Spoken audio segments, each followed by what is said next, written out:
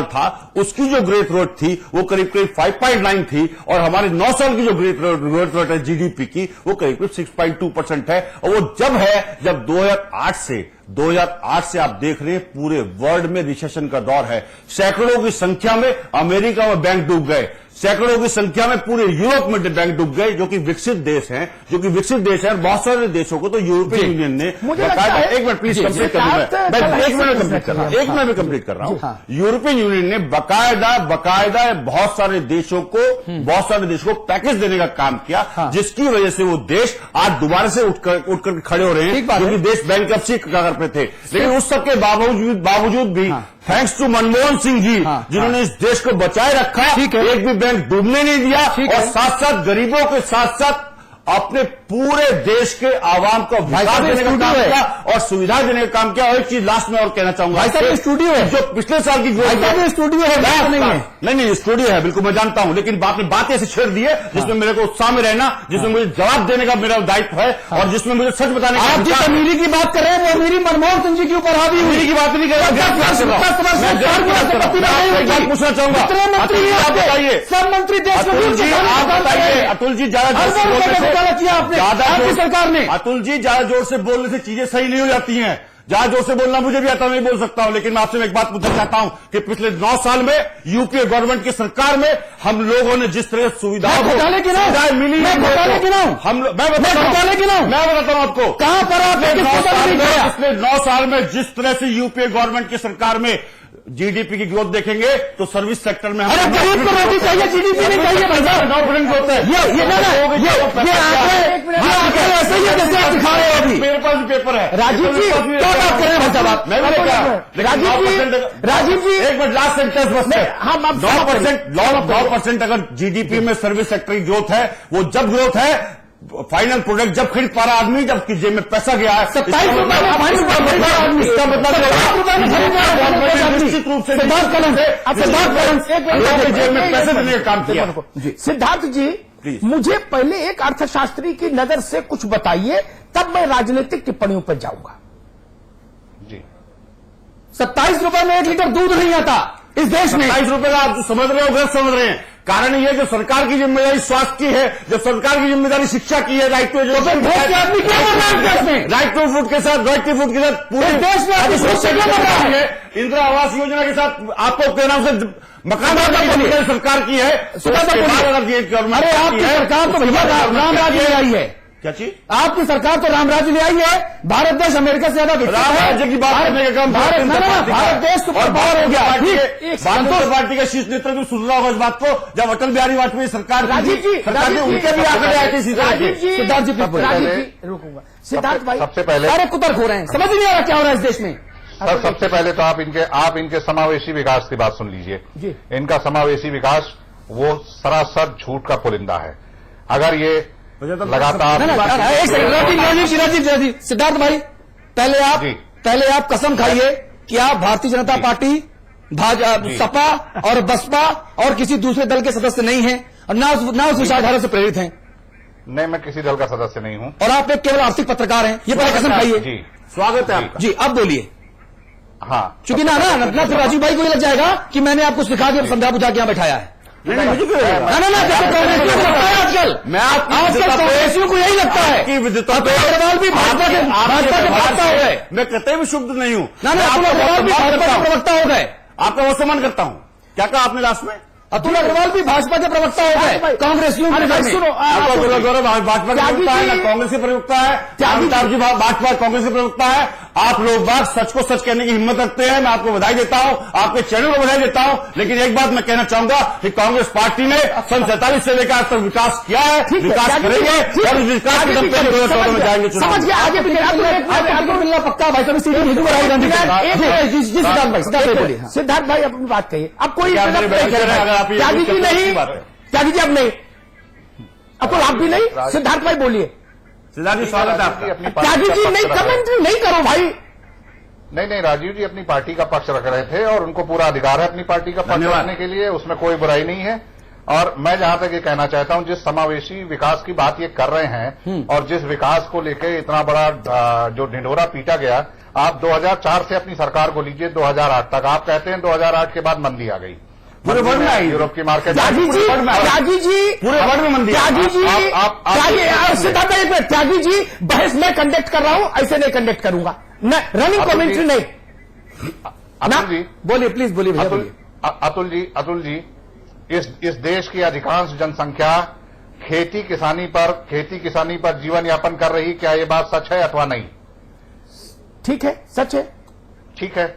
इसके अलावा जरा मैं जानना चाहूंगा, जब आप इनसे सवाल कीजिएगा तो जरा पूछ लीजिएगा कि जरा मेहरबानी करके 2004 से लेकर 2013 तक कृषि क्षेत्र के विकास की दर के बारे में जानकारी दे दें कि कृषि क्षेत्र में कितना विकास हुआ।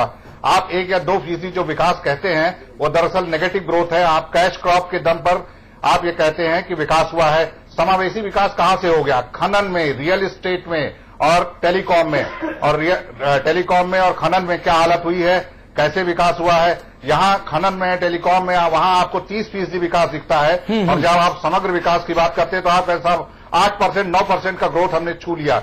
जब आपका जो बेसिक कोर जो जीवन यापन करने का जरिया है, जब कृषि वहां पे आपकी नेगेटिव विकास की दर है, तो आप कहां से कह रहे हैं कि आपने समावेशी विकास कर लिया? कहां से हो गया?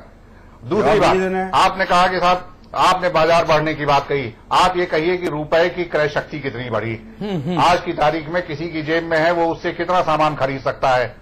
तीसरी बात, डॉलर का भाव कहां पहुंच गया जी? अब ये 32 और 26 रुपए, 33 रुपए वाला अमीर हो गया, 27 रुपए वाला अमीर हो गया। मैं तेंदुलकर साहब को गलत नहीं कहता हूं। तेंदुलकर साहब ने ईमानदारी से ये जोड़ना शुरू किया, शिक्षा और स्वास्थ्य ये बुनियादी सुविधाएं देना केंद्र सरकार का दायित्व है, ये स्टेट सब्जेक्ट है, स्टेट को देना चाहिए, ये राज्य सत्ता से उम्मीद की जाती है। अब शिक्षा और स्वास्थ्य में आपका निवेश 0 होता जा रहा है, आप वहां पे निवेश कर नहीं रहे हैं, वो निजी क्षेत्र को दे रहे हैं। तो आप मानवीय गरिमा के साथ जीने के लिए खाना, दवा, पढ़ाई और मकान, इनको आप 33 रुपए में किसी एक व्यक्ति को कैसे पूरा कर सकते हैं? तेंदुलकर साहब ने सही कहा, उन्होंने कैलोरीज के आधार पर आकलन किया। आपके राशन की दुकान पर जो भी चीजें बिकती हैं उनके रेट लिए सिद्धार्थ भाई 600 ग्राम का खाना, राजीव जी 1 मिनट, 600 ग्राम का खाना, सिद्धार्थ भाई ये सब खरीदने की जरूरत कहां है गरीब को? सरकार सब तो ये दे रही है, बकौल राजीव जी सरकार सब दे रही है, घर, रोटी, कपड़ा, मकान, स्वास्थ्य, शिक्षा सब दे रही है। आम जो गरीब आदमी को कह रहे हैं ना, वो हाथ में हाथ धरा रहे, रोटी खुद उसके मुंह में कांग्रेस डाल देगी। 17 करोड़ गरीब कम हुए हैं, इससे आप सीधे तौर पे मान लीजिए 14,000 करोड़ की सीधी सब्सिडी ये अब इनको नहीं देनी पड़ेगी। 14,000 करोड़ रुपए की सीधी सब्सिडी जो आप डायरेक्ट तरीके से देते हैं, जो आपकी स्कीमें हैं, उन स्कीमों में आपने विड्रॉ कर लिया, इतना पैसा अब आपको नहीं देना पड़ेगा। इतना पैसा अब आपको नहीं देना पड़ेगा, आपने गरीब कम कर दिए हैं जी। राइट टू फूड एक्ट जब आएगा, आप उसके तहत जो खाना देंगे, इसके अलावा आपकी तमाम सारी योजनाएं हैं जिसके तहत इन गरीबों को तमाम सारे पेंशन, तमाम सारी अन्य सुविधाएं। नहीं दीक्षित जी, लेकिन एक बड़ा सवाल है कि जिन लोगों को ये सुविधाएं मिल रही थी, सिर्फ 1 रुपए का ऊपर नीचे करके आप अब सुविधाएं नहीं देंगे, तो क्या लोगों में नाराजगी नहीं होगी? ये भी समझना पड़ेगा ना दीक्षित जी।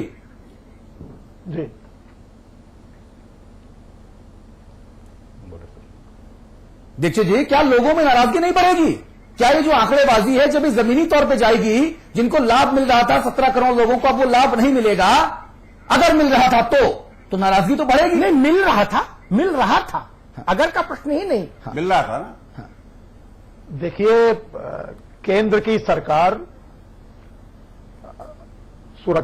खाद्य सुरक्षा अध्यादेश लाई। पहली बात तो यह कि अध्यादेश की आवश्यकता नहीं थी, कोई आपातकाल नहीं था।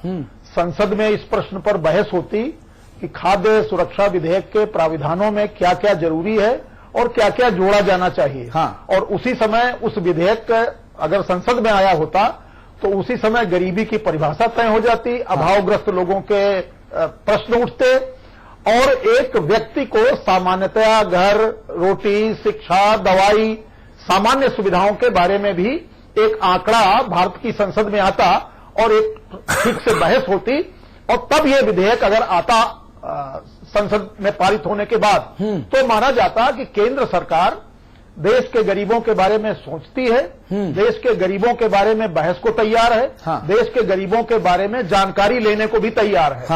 एक तो वो जो विधेयक था उसे अध्यादेश की शक्ल में लाया गया जी। यही पर शंका हो जाती केंद्र सरकार की नीयत ठीक नहीं थी। दूसरी बात, इन ताजे आंकड़ों के माध्यम से केंद्र की सरकार ने पूरे देश के गरीबों के साथ अश्लील और भद्दा मजाक किया है। इससे बड़ा अश्लील और कोई निर्णय हो ही नहीं सकता। अभी राजीव जी हमारे मित्र कह रहे थे कि तेंदुलकर समिति की रिपोर्ट को खारिज कर दिया गया है। नहीं, खारिज नहीं किया गया। अभी आपके सामने ही उन्होंने कहा, वो कह रहे थे, वो कह रहे थे। हाँ, और प्रधानमंत्री सही नहीं है, सबसे गलत है। ये तो सही है। टाइम्स ऑफ इंडिया में आया हुआ प्रधानमंत्री, देखिए, पेपर में देखिए, पेपर में आया हुआ पूरी डिटेल आई हुई है। सुन भी लीजिए भाई साहब, मैं भी पेपर दिखा सकता हूँ। पूरी डिटेल आई हुई सुन भी है, लीजिए, पूरी स्टोरी लगी हुई है। सुन भी लीजिए, प्रधानमंत्री जी के आर्थिक सलाहकार, सुन भी लीजिए। अगर तेंदुलकर समिति की रिपोर्ट को खारिज किया होता तो ये फिर रंगराजन समिति के आधार पे, इन आंकड़ों के आधार पे, इस फॉर्मूले के आधार पे एक नया आंकड़ा क्यों दिया जाता? राजीव जी, ये भी समझना, सवाल पूछूंगा आपसे। जी दीक्षित जी, प्लीज कंप्लीट कीजिए। हाँ, मैं ये निवेदन कर रहा था हाँ। कि रंगराजन एक समिति बनाई गई, उनको कहा गया कि आप नए सिरे से परिभाषा तय करें। हाँ। देश का दुर्भाग्य है कि इस समय प्रधानमंत्री जी विद्वान अर्थशास्त्री हैं और अर्थशास्त्र के ही विद्वान माने जाते हैं। दूसरा दुर्भाग्य है कि मोंटेक अहलूवालिया अर्थशास्त्री हैं, वो भी अर्थशास्त्र के विद्वान माने जाते हैं। तीसरा दुर्भाग्य यह है कि इनके साथ जितने भी लोग जुटे हुए हैं वो आर्थिक आंकड़ों पर, जीडीपी पर, कथित इंक्लूसिव ग्रोथ पर, इस पर तो चर्चा बहुत करते हैं, लेकिन किसी को भी जमीनी समझ नहीं है कि गांव में एक गरीब को कैसे तेल मिलता है, गांव में एक गरीब को कैसे दवा मिलती है। अस्पताल काम नहीं कर रहे, सब कुछ निजी क्षेत्र में चला गया है। गरीबों के बच्चों के स्कूल है नहीं, अस्पताल किसका क्षेत्र में चला गया है। 27 रुपया तो बड़ा। अस्पताल एनएचआरएम घोटाला किसने किया? क्या केंद्र सरकार ने किया? एनएचआरएम घोटाला या जितनी भी योजना है, जननी सुरक्षा योजना हो, चाहे वो बच्चों की योजना हो, यहाँ घोटाले का वो कौन दे रहा है? राजीव जी, सरकार पैसा देती है, राजीव जी, राज्यों को है। राजीव जी, आपका विषय इसलिए ठीक नहीं, ये तर्कपूर्ण नहीं, क्योंकि ये मसला राजस्थान का भी है।